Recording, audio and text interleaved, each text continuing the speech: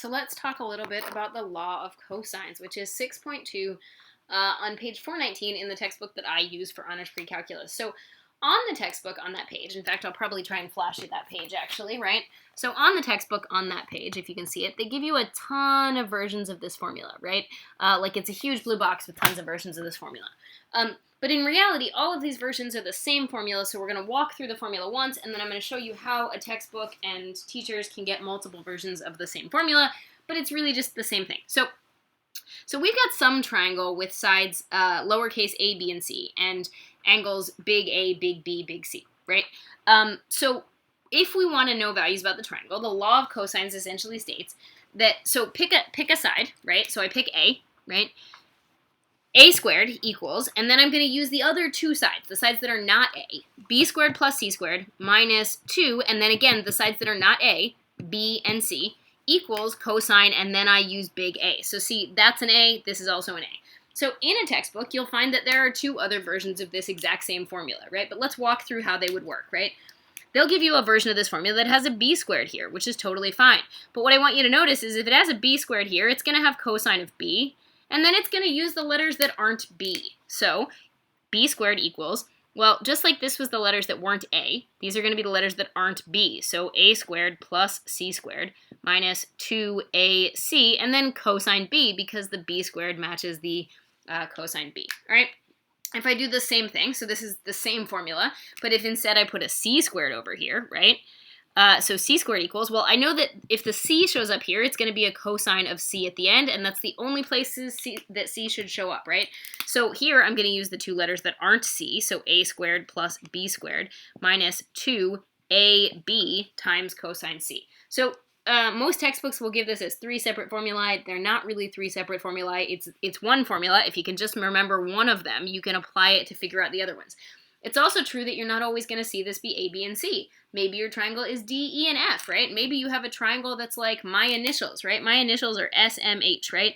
Maybe I have some triangle that's SMH, and I'm going to have to infer from these patterns that S squared would equal the letters that aren't S, so M squared plus H squared, minus two letters that aren't S, so MH, sine of the letter that is S, right?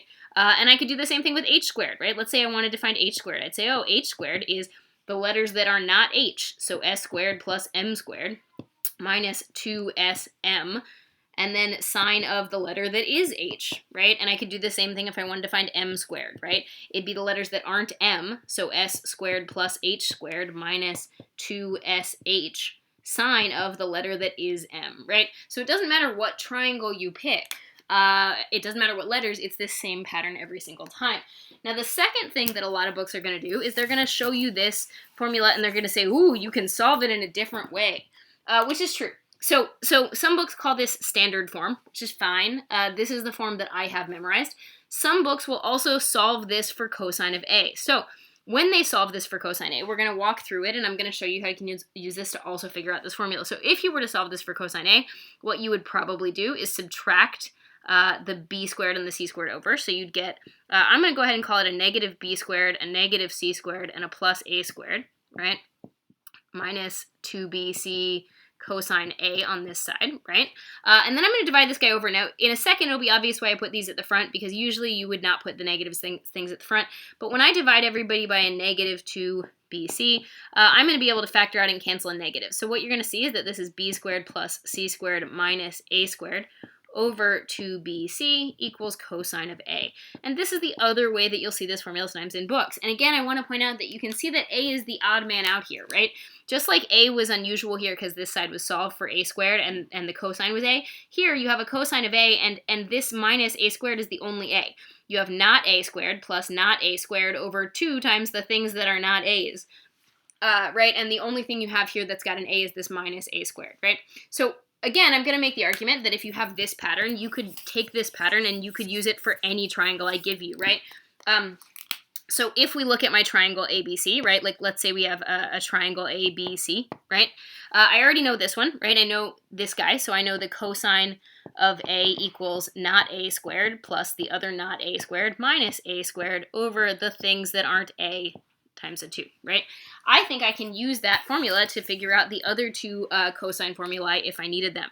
So if I wanted cosine of b, right, I'd say, cool, b is the thing I want. So not b squared plus also not b squared. Oh, there's my b squared, right, minus b squared over 2 times the things that are not b. And if I wanted cosine of c, I'd say, oh, not c squared plus not, hey, that's not a Nazi joke, just saying, not c squared minus c squared over 2ab. Okay, cool. All right, so again, that's just an overview of how the law of cosine works. I don't care how you memorize it.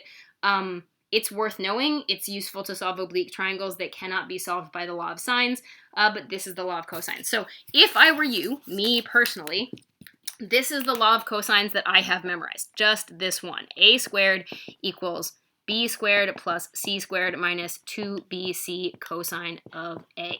That's what I have memorized, and then I'm able to use that to transfer to any other formula that I want. So up to you what you choose to memorize. We're going to do some law of cosines examples.